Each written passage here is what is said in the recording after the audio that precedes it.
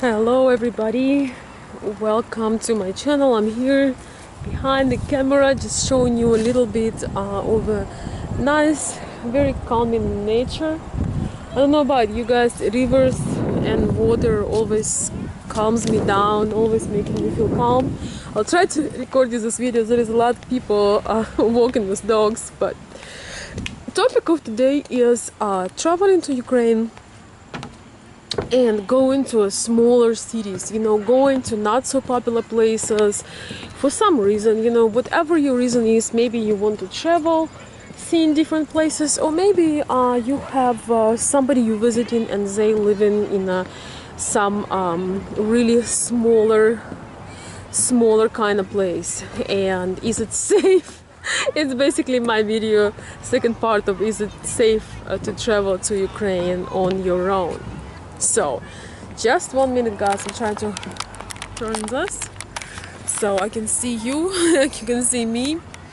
So what would I like to tell you about travel to a small city, because I realize I talk more about Kiev and bigger cities like this, but they do not represent the whole Ukraine. There is more to Ukraine than just Kiev, Lviv and Dnipro and Kharkov and Odessa. These cities are well developed. You are definitely safe going there. It's out of the question. You can make some preparations to be more comfortable, but you're definitely gonna have help and things that you need. So now going to small towns, like really small towns. What is the problem with a small town Ukraine? Well, a small town, I would say it's probably 300,000 and under, something like that. It's considered pretty small. So what is the problem? What's wrong with it? Well, first of all, there are not very many foreigners. Way fewer people speak English. There's going to be fewer signs in English. Another thing you will notice right away is the Soviet era memories. You can see communist communist street names still, which is crazy. You can see old monuments and memorials and things like that, and mostly you can see a lot of poverty, meaning buildings that never been refurbished, because in Kiev, Ukraine, we have a lot of old buildings, a lot of beautiful old buildings, but most of them are refurbished and in pretty good shape. And it's because Kiev as a center is it's a face of Ukraine. So you might be able to find a good apartment or something like that in a small town, as I said, which is like 50,000 and under. You might be able to find a nice small apartment, but the entrance, the hallway, that area before the apartment, it might be a total mess. And even in Kiev, in older places, there's 5-story buildings. They were built in Khrushchev time, and some of them were refurbished inside and some were not. Some of them are a bloody mess if you ask me. That's why sometimes you need somebody to ask before you go to Ukraine. Like, for example, I was just helping one gentleman to get what he needs so his short vacation in Kiev goes well. Just small guidance to where to stay, where to go. Knowing somebody in town for help, it doesn't hurt. It doesn't hurt to know somebody. So with this small towns, there is a little bit harder to find like a better place for yourself, because as I said, even the nice apartments sometimes surrounded by some just non-refurbished, not very good, sometimes having not a pleasant smell. It can be just old, never repaired, never refurbished building. At the same time, the apartment itself can be okay.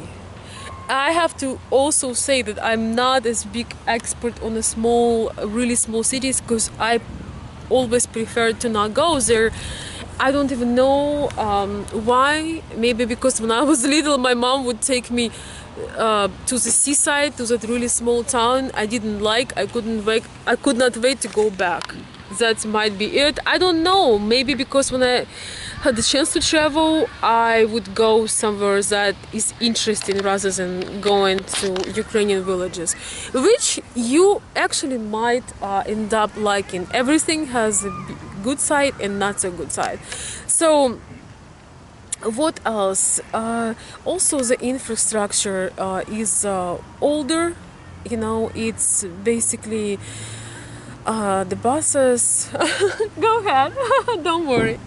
The buses and the trams and the transportation probably be older and kind of worn out also in the smaller cities. The big positive thing about small cities that it would be like significantly cheaper than Kiev, especially Kiev downtown, and Kiev is already inexpensive because of the currency right now in 2017. You know, very dollar goes long way. It's like 26 hryvnia or something like that. So, but it's even cheaper. It's ridiculously cheap in a tiny small town. So that is a plus. If you know somebody in that town, you can probably work and find the best. You know, I just talked to somebody who returned and he was really shocked, and it looked like things were not updated for 50-60 years in those, you know, little towns. But you know, guys, I want to tell you something. If you have somebody that meeting you there, somebody you trust, you're gonna be just fine. We don't really have this crime and, you know, and guns violence like here in US. Yes, you might be uncomfortable, you might run into some drunk people, it might be something like that, but you're gonna be okay. You're not gonna it's not dangerous like here in US when they say, oh, do not go in this area, you know, do not go in bad neighborhood. Bad neighborhoods in Ukraine means something else, and they are not nearly as bad as here. So of course I'm not talking, you know, you guys know we have a conflict on east side of Ukraine. That's a different story. That's a conflict that's been going on. Of course would not recommend you going there, but overall it would be an okay experience. If you have somebody either assisting you, probably you're visiting somebody there, because why would you go to a smaller town if you're not visiting? So you're probably visiting somebody. So as long as you trust that person, maybe have somebody for backup, you're gonna be okay. Just expect travel back in time. A little bit traveling in time, not so much of great English, not so much of refurbished fun places, not so fancy places, but you know what, you can still make it. And we have some kids flying on the bikes. Let's hope I make it right now.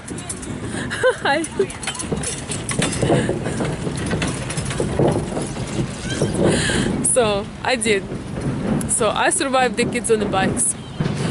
Yeah, I mean, it's kind of a little bit blast from the past, but if you have a goal, if you need to see somebody, don't let that stop you.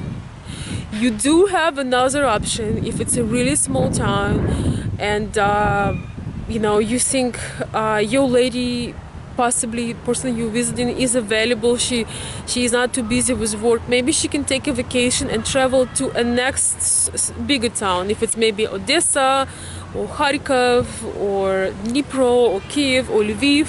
So if she's available, if she can get away from her job for maybe a week, and you can provide her a nice vacation, a separate room, some freedom, but being able to see you, she might go for that. That's an option, how to, you know, another alternative. But if she's working, that probably would make it difficult. You probably would need to stay with her in her little town.